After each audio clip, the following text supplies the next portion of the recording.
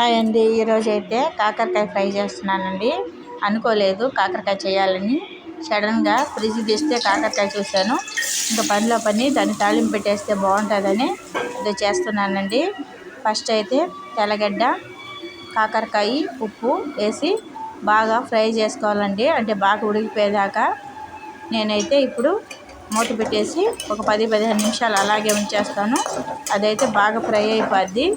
ఇది ఫ్రిడ్జ్లోనే ఉండడం వల్ల కొంచెం గట్టిగా ఉంది. ఒకే ఒక కాయ అండి ఇది. ఇప్పుడైతే బాగా ఏగిపోయింది. ఏగిపోయిన తర్వాత మిరపకాయ, జీలకర్ర, ధనియాలు పౌడర్ చేసుకున్నాను వేయించుకొని. దాన్ని అయితే చల్లానండి. చల్లడం వల్ల చేదు ఉండదు, టేస్ట్ కూడా బాగా వస్తుందండి.